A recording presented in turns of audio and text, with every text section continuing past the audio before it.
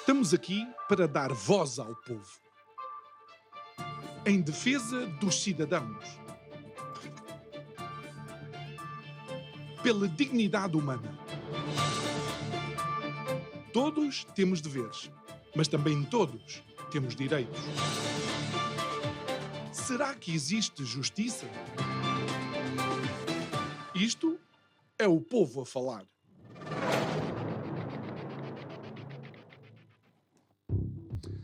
A história, tantas vezes fascinante quanto cíclica, acaba por, no decorrer do seu viver, servir um pouco como fonte para a criação de mitos, lendas, que se não são contextualizados ou mesmo desmistificados, cristalizam naquilo que é a cultura e referência de um país ou de uma nação.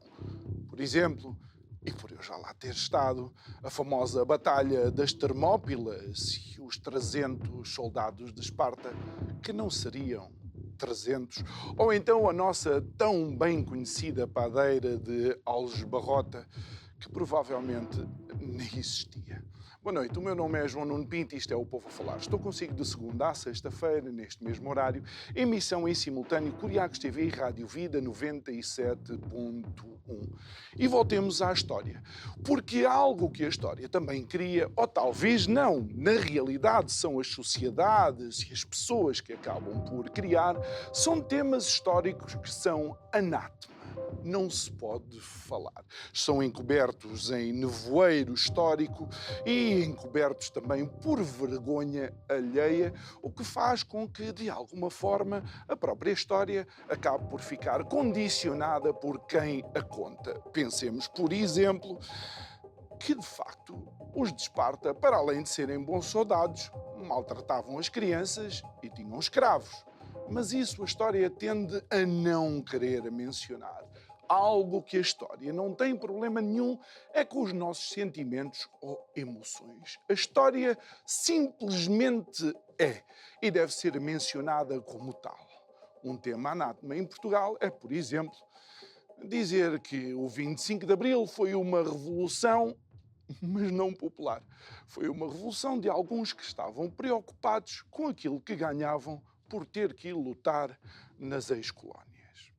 Pois é que a história simplesmente aconteceu, mas necessita de ser desmistificada, até porque as lições da história são importantes para todos nós. Digo eu que não percebo nada disto.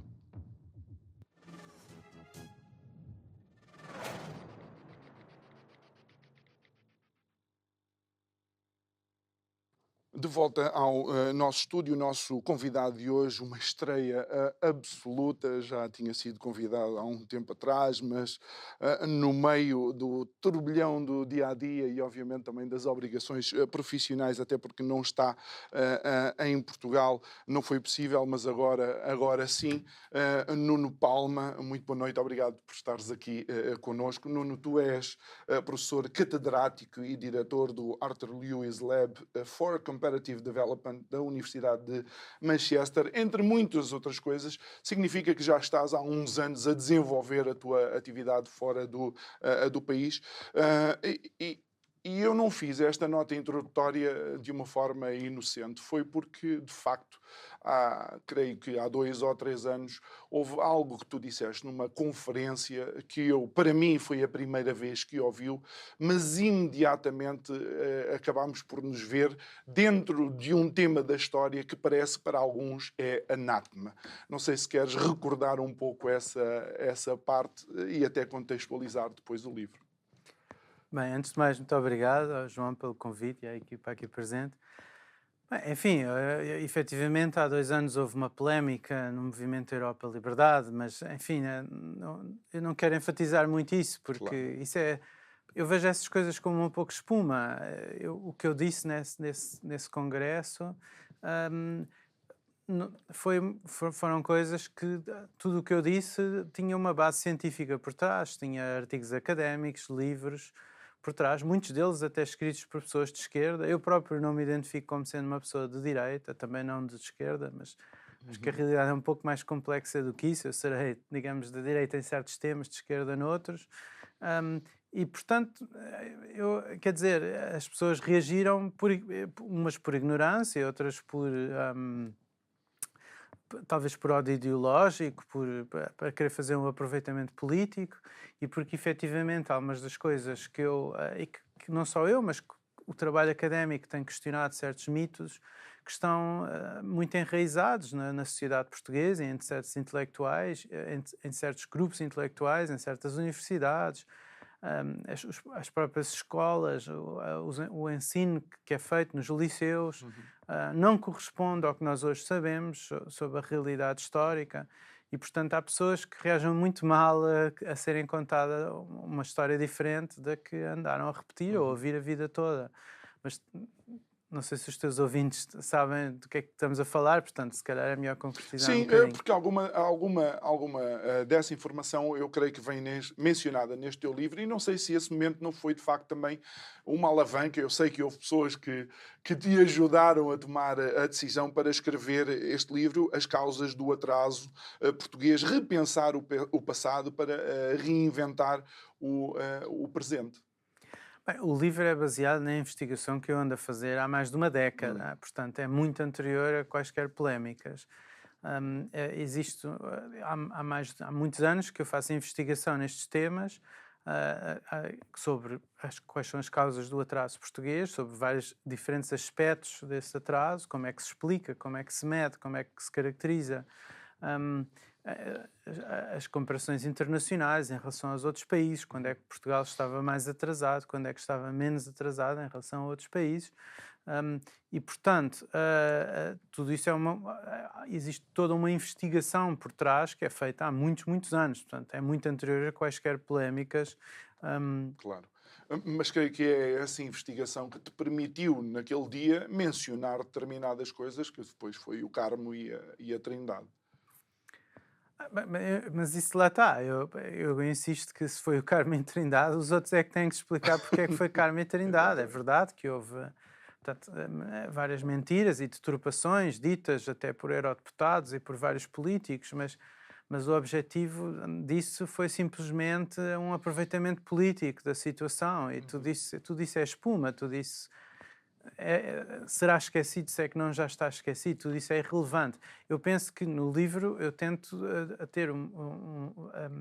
dar uma perspectiva muito mais profunda, ou seja, dar uma perspectiva em que eu explico quais são a profundidade histórica do atraso português e quais são as causas históricas do atraso, não é?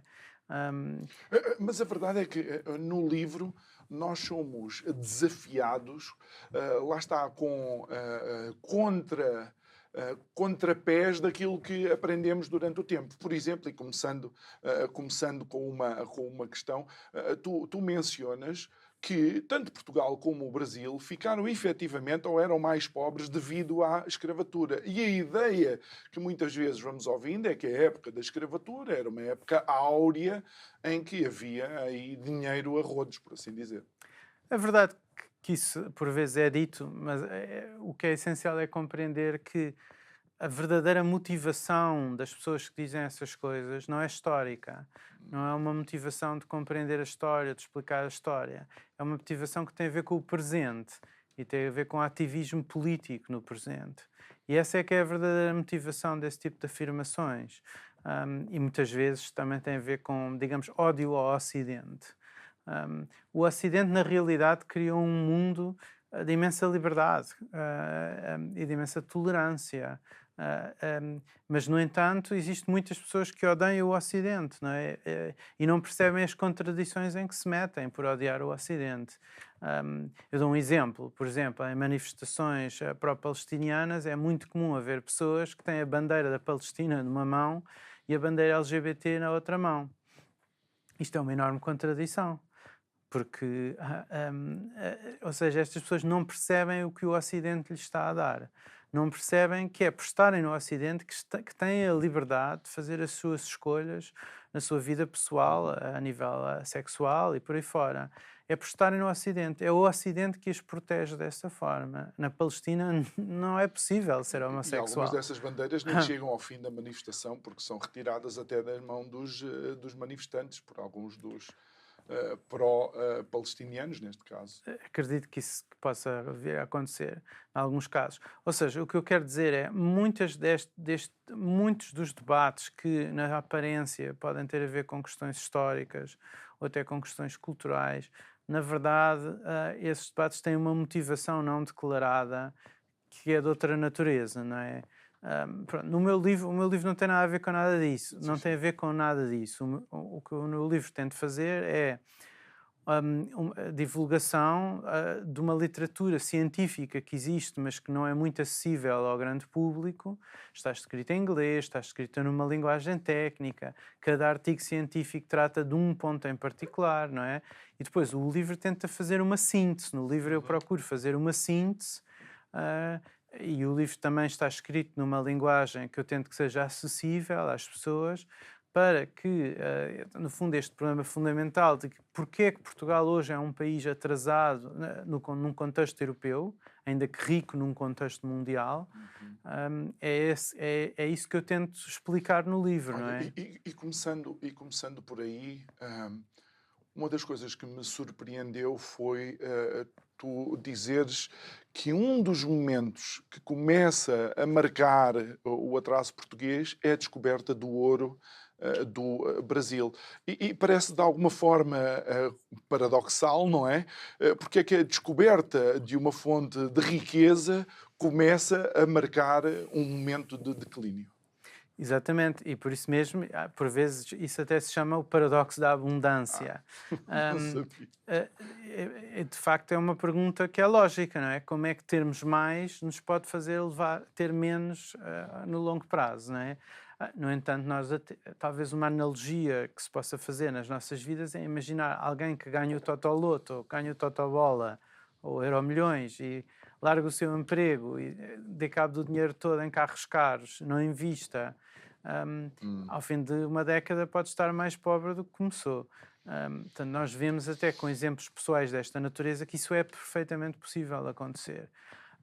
Uma história, no caso de um país, é um pouco mais complexa do que isto, mas também pode acontecer e é frequente acontecer. Não acontece sempre, porque um país pode ou não ter as instituições adequadas e o capital humano, ou seja, níveis de educação adequados para saber utilizar bem o dinheiro.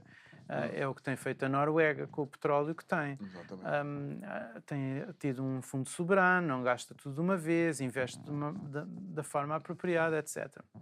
Por outro lado, vemos que a Venezuela não acontece o mesmo com o dinheiro que tem do petróleo. Portanto, a forma como o dinheiro desta natureza é utilizado pode ser muito diferente. No caso de Portugal, a partir de finais do século XVIII, a partir de finais do século XVII, Portugal começou a receber grandes quantidades de ouro, que no século XVIII se tornaram muito grandes, e essas quantidades de ouro, na primeira metade do século XVIII, foram cerca de 70% das exportações portuguesas. Portanto, a economia toda ficou muito centrada à volta do ouro, e depois o ouro, como eu explico no livro, vai ter consequências muito negativas para o país, tanto em termos económicos, no fundo vai acabar com o tecido industrial que existia em Portugal, como também vai ter consequências graves a nível político. Vai fazer com que o poder do executivo, ou seja, o poder do rei, se torne absoluto, que antes não era, porque antes existiam cortes em Portugal, ou seja, parlamentos que exerciam pesos e contrapesos em relação à ação do rei. O rei não podia fazer o que queria de uma forma absoluta em finais do século XVII, antes das grandes chegadas do ouro. Com a chegada do ouro, o rei não tem tanta necessidade, deixa de ter a necessidade de pedir ao Parlamento a autorização para aumentar impostos, portanto, deixa de precisar de negociar o rei. Porque é importante relembrar, talvez, as pessoas que esse ouro pertencia à coroa, ponto final, ou seja... Não. Como é que funcionava? O ouro, só cerca de 1/5 é que pertencia à coroa. Okay. A maior Mas parte... era o suficiente para ele não se sentir na necessidade Um quinto é bastante, Claro. e mesmo o resto do dinheiro, na verdade seria um bocadinho menos que um quinto, porque havia um imposto que era um quinto e depois também havia outros impostos mais pequenos, mas depois a base fiscal também sobe e, portanto, mesmo havendo mais dinheiro privado, aumentar de forma exógena, isso significava que as pessoas, que era mais fácil levantar impostos da parte do Estado, da parte do rei, da coroa, não é? Portanto, este ouro vai criar um sistema político que depois irá dar origem ao Marquês de Pombal conseguir reinar de uma forma muito absoluta e que vai fazer grandes asneiras com grandes consequências para o futuro do país. E tu consideras no livro o Marquês de Pombal provavelmente um dos piores políticos de sempre e que mais nefasto foi para o desenvolvimento português? Pois, é assim, num certo sentido é um bocadinho pateta fazer um ranking de quem foram os piores, mas a ter de definir a ser o pior político da história de Portugal, parece-me que o pior no sentido de o político que piores consequências teve para o futuro desenvolvimento do país, eu não tenho quaisquer dúvidas em apontar o Marquês de Pombal como o político mais desastroso para o futuro desenvolvimento económico de Portugal. Alguma coisa em específica ou várias que possas mencionar ou que mencionaste no livro? Sim, eu menciono várias no livro, mas a apontar uma, parece-me que a mais grave de todas foi a expulsão dos jesuítas nos termos em que foi feito. O que é preciso compreender é que Portugal tinha uma rede de escolas, uma rede pré-universitária, o que hoje poderíamos chamar ensino secundário e até médio e secundário, que cobriam todo o país e que o Pombal acabou com essa rede de escolas, mas isto é que é muito importante, sem a substituir por nada de viável. Apareceu em Lisboa o Colégio dos Nobres, que substituiu o Colégio de Santo Antão, quer dizer, o Colégio dos Nobres nunca chegou a ter 100 alunos e não se concentravam em assuntos de natureza científica. Pombal também fechou a Universidade de Évora, portanto, uma das duas universidades que existiam foi fechada. Essa universidade ensinava-se física, ensinava-se coisas que podiam ter sido úteis ao desenvolvimento do país. E, portanto, toda esta rede de escolas em que os alunos estavam a aprender a ler, a escrever, a contar, nem que fosse só isso, podiam ter sido uma base de capital humano para depois haver uma expansão escolar a acontecer mais tarde. E em Portugal, estas escolas estavam todas nas mãos dos jesuítas. Havia uma ou outra que não estava, mas de forma muito esmagadora na mão dos jesuítas, o que não aconteceu da mesma forma noutros países em que os jesuítas também foram expulsos, mas não tinham o monopólio que tinham em Portugal das escolas, ou quase o monopólio que tinham em Portugal da rede escolar. E, no entanto, ninguém tem problema em que o Marquês de Pombal tenha uma rotunda com uma estátua de absoluta referência. Olha, pelo menos as equipas de futebol vão para lá festejar quando ganham o campeonato, não é? Pois, eu tenho problemas estranho. No sentido em que... Não és da equipa que vai lá. Não, de facto, eu acho uma vergonha existir essa estátua. Os fundos para a construir foram começados a recolha desses fundos começou a ser feita pela maçonaria ainda em finais do século XIX, nas últimas décadas do século XIX. Depois a Primeira República, cujos políticos eram grande parte maçónicos, começaram efetivamente a construir a estátua do Marquês de Pombal. A construção final, o fim das obras aconteceu já no Estado Novo, penso que em 1934, quando foi mesmo o fim. No entanto, isso já era uma obra que vinha de trás. Por motivos diferentes da Primeira República, o Estado Novo também tinha alguma admiração por Pombal, por ser uma figura autoritária e por aí fora. No entanto, o Pombal montou uma rede de propaganda em que justificava as suas ações, que depois sobreviveu muitos séculos, mas também é justo dizer que muitos dos regimes que vieram depois em Portugal continuaram a elogiar Pombal, porque o Pombal os servia a si próprios, servia a mitos que eles queriam... Achas que o terremoto foi uma das justificações para a perpetuação do Marquês? Perpetuação quer dizer, ou seja, é uma das justificações, ou seja, é dos escapes. Sim, a própria propaganda pombalina dava muita ênfase ao terremoto. Eu tento explicar no livro que os efeitos diretos económicos do terremoto não foram muito relevantes. Eu explico isto no livro. Portanto, quem acha que o terremoto foi uma coisa muitíssimo relevante também é, num certo sentido, uma vítima de Pombal. E, portanto, toda essa propaganda que Pombal fez de eu reconstruir a cidade de Lisboa, eu fiz isto, foi uma coisa horrorosa. É verdade que o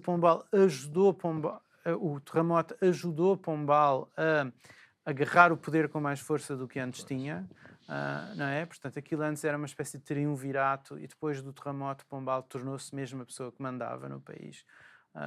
Portanto, praticamente agia em nome do rei de forma direta, apesar de que a sua permanência no poder dependeu sempre da pessoa do rei. No momento em que o rei morreu, depois a filha do rei afastou imediatamente Pombal. No entanto, depois, uma vez as instituições, por isso é que também, num certo sentido, não faz sentido enfatizarmos demasiado uma pessoa, ou seja, uma vez as instituições tendo má qualidade, estando destruídas, a viradeira, ou seja, o regime político veio logo a seguir a Pombal, as coisas não mudaram de forma Tu muito mencionas, de facto, significativa. as instituições. São as instituições a consequência ou são uma das alavancas para o nosso atraso? As instituições, num dado momento, são um contexto que Ok. existe. Portanto, se as instituições não forem boas, é muito difícil haver desenvolvimento. No entanto, as instituições não são estáticas no tempo. As instituições políticas, nomeadamente, ou até as culturais e sociais, e familiares, etc., podem mudar no tempo, não são sempre estáticas. Então, nós temos de compreender quais são as forças que, ao longo do tempo, podem levar as instituições a mudar numa direção ou outra direção. Por exemplo, anteriormente estávamos a falar na questão do ouro do Brasil e eu expliquei que essa chegada de grandes quantidades de ouro do Brasil mudaram as instituições que existiam em finais do século XIX e ajudaram a tornar as instituições piores do que eram antes. Portanto, as instituições também não são uma coisa sempre estática, não é?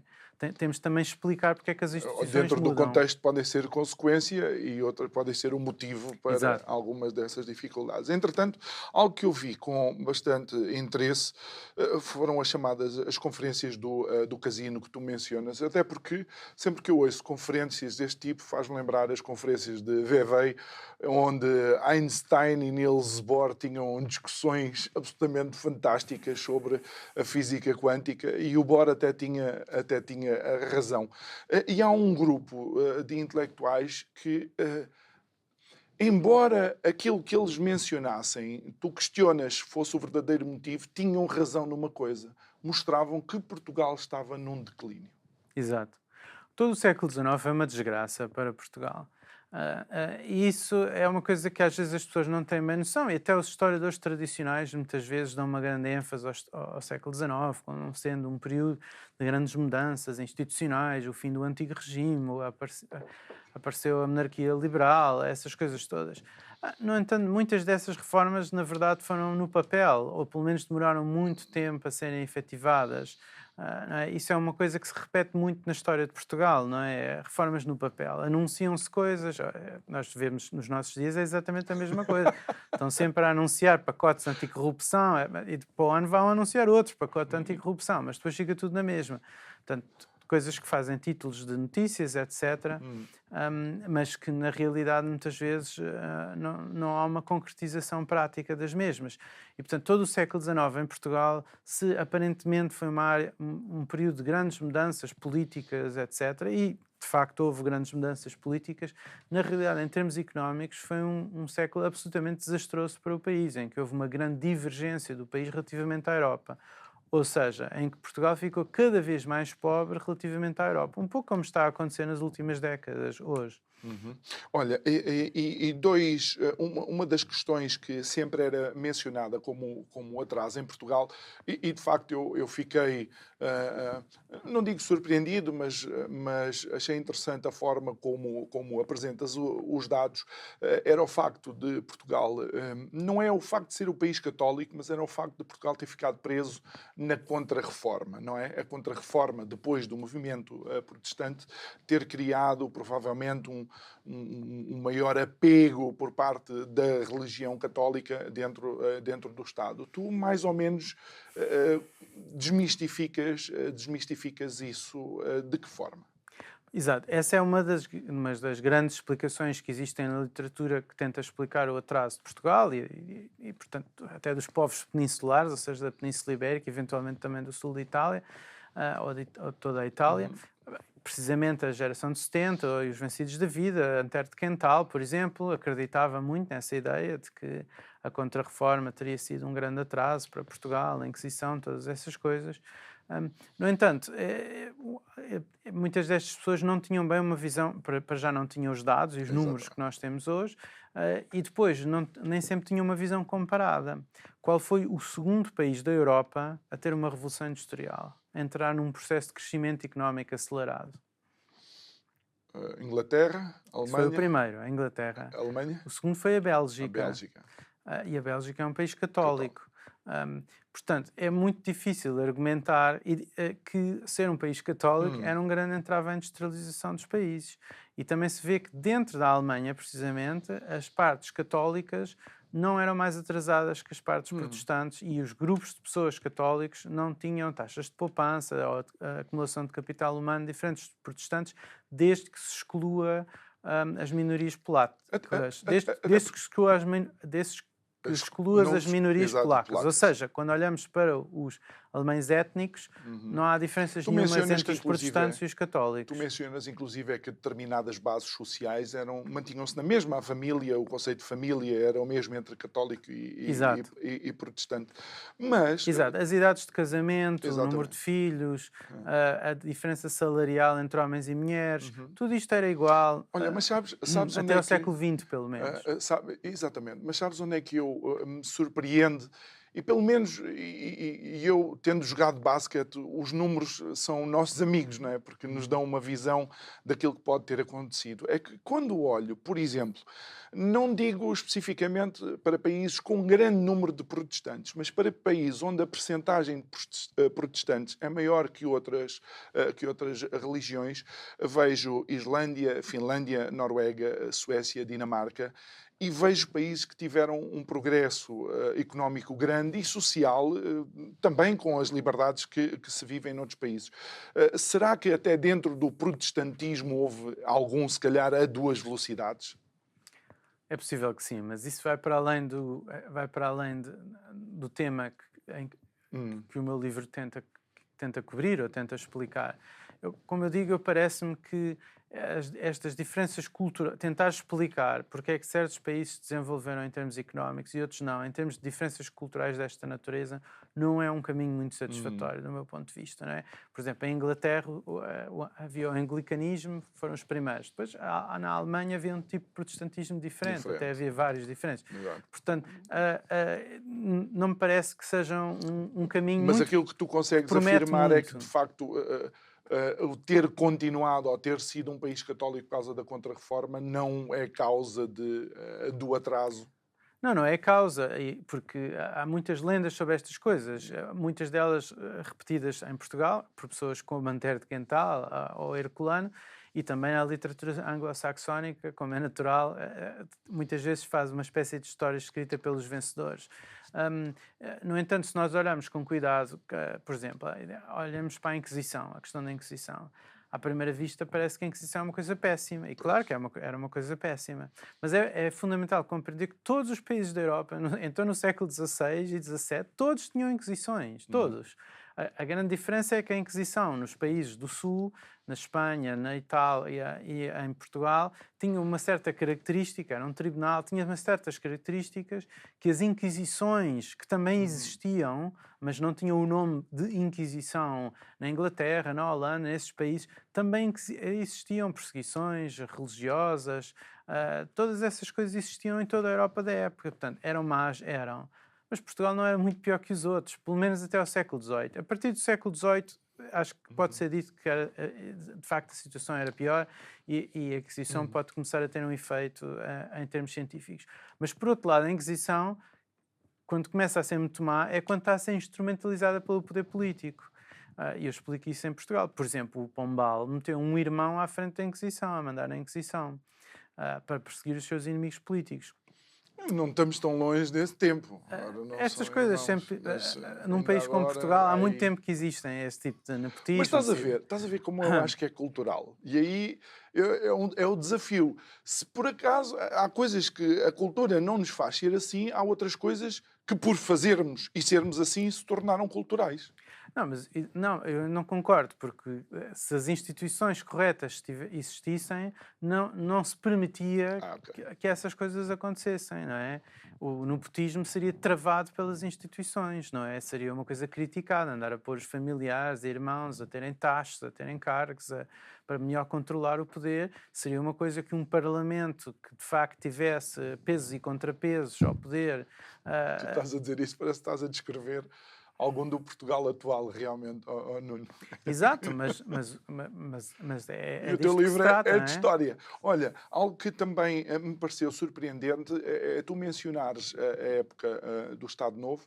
Primeiro, eu creio não ter errado muito, ou creio que a minha memória não me falha, quando tu dizes que as colónias ou o Império durante o Estado Novo não foi aquele uau em termos económicos, mas que, de facto, quando se olha para a época do Estado Novo, há um desenvolvimento industrial e económico durante essa fase.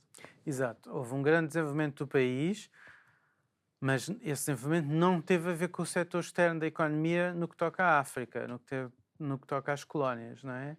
É esse o ponto. Ou seja, é verdade que as colónias tiveram um grande desenvolvimento, por exemplo, nos anos 60 houve um grande desenvolvimento, e a inícios de 70, mas não era esse o motor do crescimento da economia em Portugal. As causas do crescimento da economia em Portugal, que de facto cresceu muito nessa altura a economia e convergeu muito com a Europa, mas essa convergência não teve a ver com a exploração das colónias. Os números mostram isso de forma clara. Políticas públicas? Exato, essa convergência teve a ver com causas internas e algumas também externas, ou seja, a abertura da economia que aconteceu no pós-guerra também aproveitou um contexto externo favorável. No entanto, Portugal, nessa altura, soube aproveitar esse contexto externo favorável, enquanto tinha havido outras épocas históricas, por exemplo, no período antes da Primeira Guerra Mundial, em que o contexto externo também era muito favorável, na chamada Primeira Era da Globalização, até 1914, e, no entanto, Portugal perdeu completamente esse comboio. Portanto, não chega a dizer que foram as condições externas favoráveis que levaram ao crescimento do país. Houve uma capacidade política de as aproveitar. E depois houve causas também puramente internas, que tiveram a ver com as políticas públicas que foram seguidas na época. E houve grandes obras públicas também. Por muito que custe, ainda os maiores hospitais ainda hoje foram construídos nessa época, creio eu, não é? Santa Maria E São João. E São João. Tu depois tens aqui, já na parte final, digamos, um organigrama daquilo que mencionas como causas fundamentais nas históricas. Já abordámos as instituições e depois falas de um capital humano baixo.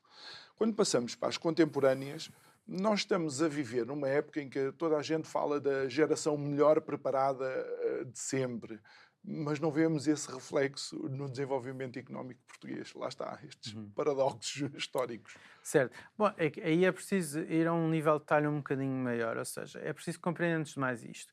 Quando nós chegamos ao princípio do século XXI, o censo de 2001 mostra perfeitamente que mais de metade da população portuguesa apenas tinha a escola primária ou menos do que a escola primária. Isto é no século XXI. Em pleno século XXI, mais de metade da população portuguesa só tem ou a escola primária ou menos do que a escola primária.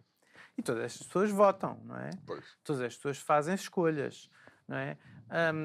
E, portanto, isto ajuda-nos essencialmente, o que é preciso compreender, para sumarizar muito um argumento que é mais complexo, é que Portugal é um país muito mal gerido. Eu afirmo que Portugal é um país muito mal gerido e que os políticos têm feito escolhas que não têm sido as escolhas adequadas para desenvolver o país. Mas os políticos não estão lá por acaso. Quem manda no país não manda por acaso. Num contexto de uma democracia, os políticos são o resultado das escolhas que o povo faz, não é? Que o povo coletivamente faz, e muitas vezes o povo, é evidente que que muitas vezes pode ser manipulado, ou há uma tentativa de manipulação pelos comentadores, por todas essas pessoas. As escolhas têm sido pode haver processos de manipulação, etc. Não é? Agora, numa democracia, e eu sou um democrata, não é? Nada do que eu disse antes do Estado Novo implica um juízo de valor a favor desse regime. Portanto, eu defendo uma democracia. Agora, é preciso compreender que no contexto de uma democracia só vai fazer as escolhas que o povo quiser, não é? Num contexto atual, cerca de metade da população portuguesa não vota, abstém-se, não é? E depois, dentro dos que votam, muitos têm um nível de capital humano muito baixo. E, para além disso, nem sempre sentem as consequências na pele, no bolso, das más decisões que são feitas pelos políticos. Porquê? Porque hoje também temos uma espécie de novo ouro do Brasil a entrar todos os anos, Exatamente. que são os fundos europeus. E, portanto, quando se combina estes dois aspectos, por um lado a profundidade histórica do atraso, que leva a um país com capital humano muito baixo, com níveis de escolaridade muito baixos, com níveis de literacia financeira muito baixos, que, portanto, se deixam enganar facilmente pelas promessas vazias dos políticos, pelas mentiras.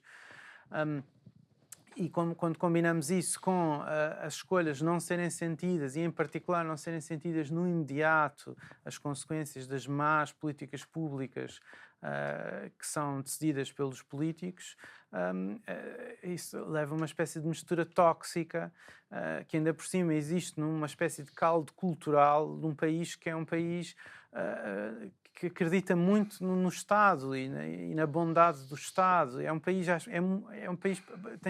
para simplificar um bocadinho, é um país muito à esquerda, mas ao mesmo tempo um país muito corporativista. Ou seja, se eu resolver o meu problema, está tudo bem, já não me preocupo com os restantes? Também, mas isso é em particular, em verdade, das elites. Ou seja, Portugal tem elites extrativas.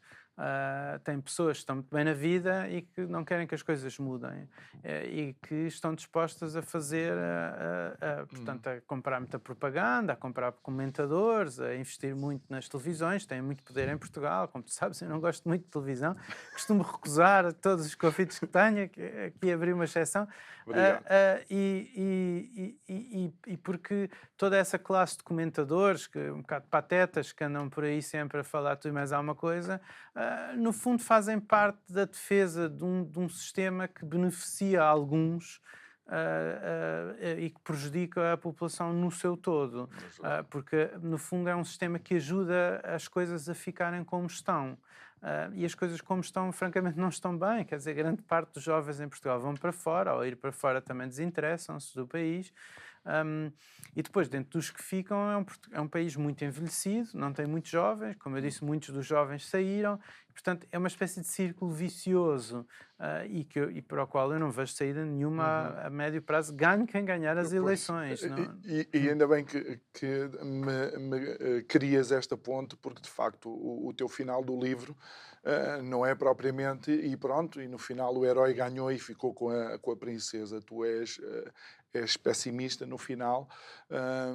Mas, por acaso, tenho tido aqui convidados também a passar pelo programa que dizem isto já não vai lá só curando a infecção, já se fala em amputar. Ou seja, a situação está tão má assim que, de facto, a solução vai nos doer. A solução vai doer porque Portugal é um país inviável da forma que está organizado. Portanto, isto vai acabar com um acidente grave na estrada. A questão é quanto tempo é que vai demorar até esse acidente aparecer, não é? Por exemplo, eu dou um exemplo, a segurança social está completamente... vai rebentar-nos nas mãos, não é? E, portanto, quer isto dizer que as pessoas ficam completamente sem reforma? Não, quer dizer que a taxa de substituição vai muito penalizadora, ou seja, a pessoa vai ficar com uma percentagem relativamente baixa do seu salário anterior e que, para não ser ainda mais baixa, vão ser necessárias mais transferências do Orçamento de Estado, o que implica uma carga fiscal ainda mais alta nos que ainda trabalham nas gerações seguintes, que são relativamente pequenas em relação a uma geração grande de reformados. Portanto, mas achas que há algum partido político que assuma que não quer depender dos fundos europeus, por exemplo? Os partidos principais nem querem falar deste assunto, ou quando falam, mentem. Por exemplo, isto é uma coisa que a Carla Castro, que era deputada da Iniciativa Liberal, agora já saiu do partido, até porque, enfim, Portugal é um país que até o Partido Liberal é muito pouco liberal, e faz purgas e etc. Portanto, agora não vamos entrar nisso, mas ela falava no Parlamento desses assuntos. Eu penso que ela era uma excelente deputada, e isso era uma coisa que até a resposta que lhe foi dada na altura pela ministra foi: não assuste os portugueses. E, portanto, isto é uma coisa que está documentada. Portanto, os políticos não querem falar destes assuntos porque, efetivamente, como eu digo, uma população com uma literacia financeira baixa não compreende como é que funciona a segurança social, como é que é paga, como é que é financiada. As pessoas não sabem nada disto, não é? E, portanto, vão vivendo a sua vida até a bomba arrebentar, e um dia vai arrebentar.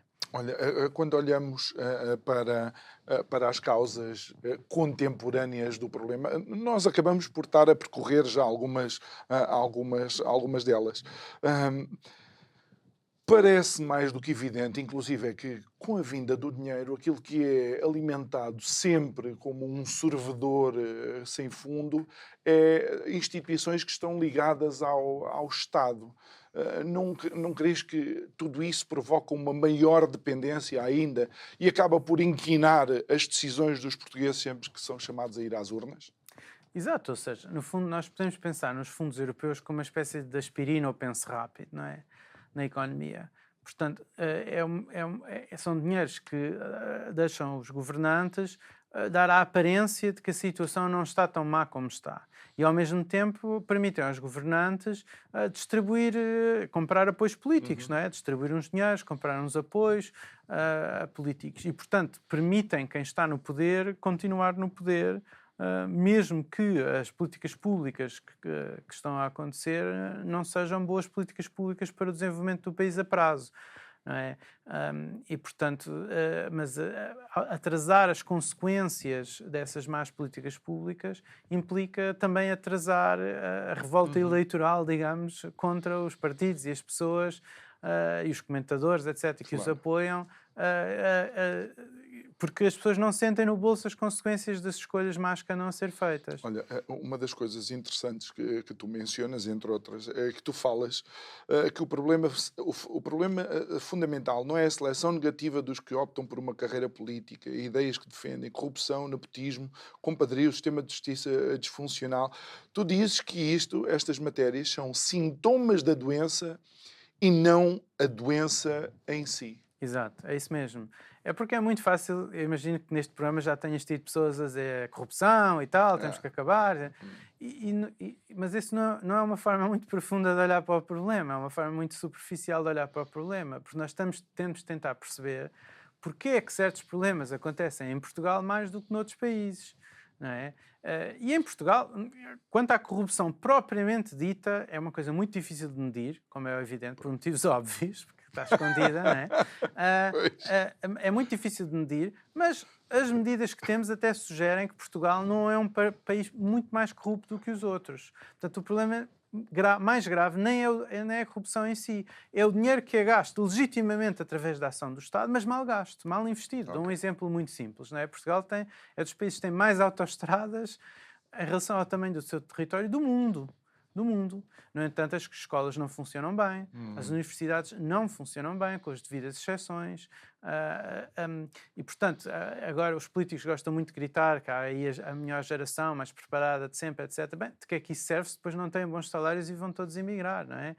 Se calhar também tem a ver com o facto de o país não dar oportunidades a essas pessoas devido a todo o contexto institucional e cultural que existe, mas também da qualidade dessa escolaridade não ser muito boa. Porque não basta contar no número de anos de escolaridade. Tu também mencionas isso, não é? Tu mencionas que o sistema de ensino provavelmente, não sei se é consequência ou se é uma das alavancas do nosso atraso. Exato, eu penso que o ensino em Portugal é muito mau, é muito fraco, não é? E os últimos testes de PISA têm mostrado isso. Portugal tem estado a cair no ensino pré-universitário, na qualidade. Portanto, é um país que, lá está, é um país, no fundo, de idosos e para idosos. E, portanto, a questão do ensino não é uma questão muito prioritária para os políticos, porque os mais jovens são menos, votam menos também, abstêm-se mais, infelizmente. e, portanto, acabam por não ser uma grande prioridade política. E depois, todo o atraso académico, educativo do país, que, como eu expliquei antes, vem desde há séculos. Quer dizer, em 1900, 3/4 dos portugueses eram analfabetos.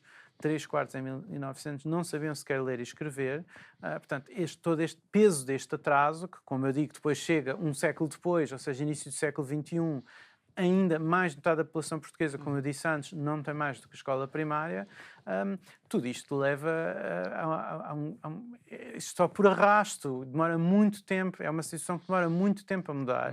E Portugal não tem uma cultura que é uma coisa, resultado do sistema político que existe, particularmente amiga ao mérito no setor público, incluindo nas escolas, não é? Isso é verdade na justiça, isso é verdade na justiça, em bons juízes, maus juízes, os juízes rápidos, juízes não rápidos, juízes que fazem boas decisões, juízes que fazem más decisões.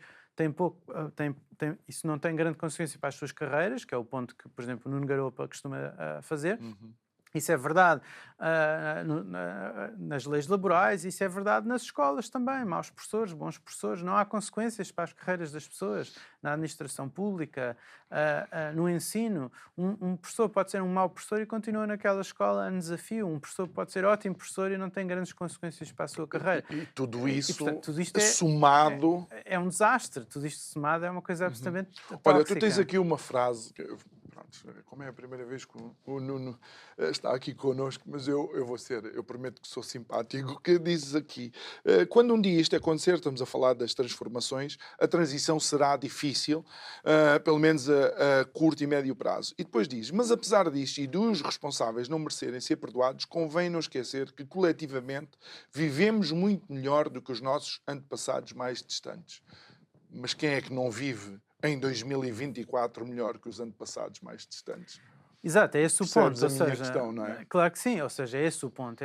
As pessoas às vezes em Portugal não estão suficientemente revoltadas, em parte porque olham 20 ou 30 ou 40 anos atrás, 20 não, porque Portugal está mais ou menos no mesmo ponto que estava há 20 anos. Mas, 25? Tu falas quarto de século que a nossa economia... Sim, mas ou seja, as pessoas olham para a sua juventude, para 40 anos atrás, ou assim, e dizem, o país está melhor, claro que está melhor. O país andou para a frente, mas os outros todos não ficaram parados. E pelo contrário, os outros países andaram muito mais rápido que Portugal. Portanto, é como Portugal. Um exemplo que eu dou no livro é Portugal estar a 80 km por hora numa autoestrada e os outros estão a 120. Portanto, Portugal avançou, não ficou onde começou. No entanto, os outros todos estão-nos a ultrapassar imenso. E, portanto, a situação é bastante grave. E se as pessoas tivessem consciência desta situação, estavam muito mais revoltadas, eventualmente, do que estão. Eu sei que estamos sensivelmente nos últimos... Sensivelmente não, já estamos nos últimos 3 minutos. Nuno, o que é que seria necessário para voltarmos a convergir com os nossos parceiros europeus? 50 minutos de conversa outra vez. Exato, exato. É complexo responder isso de forma rápida, mas eu considero efetivo. Eu sou um apoiante da União Europeia, começo por dizer isto, mas a União Europeia é um conjunto de políticas, não é? Tem várias dimensões.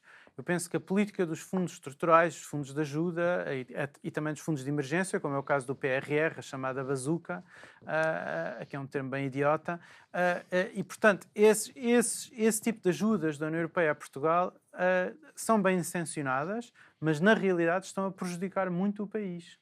A prejudicar no sentido em que não nos permitem tomar decisões e talvez algumas rupturas. Exato. Parece-me que o fundo Portugal, parece evidente que anda a receber este tipo de ajudas há 40 anos.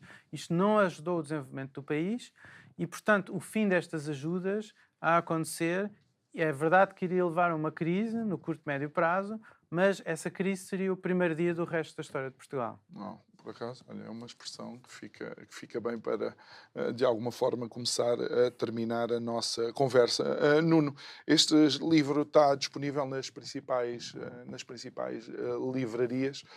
Eu sei que há 2 pessoas a quem tu agradeces o facto deste livro existir, porque não tinhas muita vontade, não é? Porque queres mencioná-los. É verdade, sim. As pessoas que me convenceram essencialmente e insistiram bastante para escrever o livro foram, por um lado, antes de mais, o meu pai, José Borges Palma. Durante muito tempo disse tens de converter todos os teus artigos e o teu pensamento tem uma certa coerência que não está toda sumarizada num sítio apenas. por outro lado, o jornalista João Miguel Tavares, que é meu amigo e que insistiu muito que eu deveria dar uma certa... Portanto, juntar todas as peças do puzzle num sítio só e dar-lhe uma certa coerência interna e tentar uma obra de síntese, que foi o que eu fiz com este livro. Muito bem. Então, Nuno, obrigado por ter estado aqui connosco. Fica este desafio, as causas do atraso português do Nuno Palma, repensar o passado para reinventar o presente. Mais uma vez, obrigado, Nuno, por ter estado aqui connosco. Obrigado. Obrigado a si que nos acompanhou em mais um programa. Bem, o desafio está colocado. É tentar, de facto, entender, dentro daquilo que é o contexto da nossa história, porque é que nós chegamos até aqui. As coisas não acontecem por geração espontânea, acontecem porque as decisões que tomamos acabam por ter consequências. Bom, resta-me agradecer e dizer que amanhã, à mesma hora, estamos de volta para mais um programa. Boa noite, até amanhã e muito obrigado.